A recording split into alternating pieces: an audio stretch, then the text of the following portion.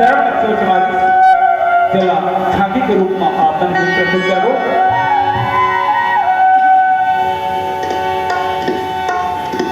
लखन राम चंद्र के जय हो।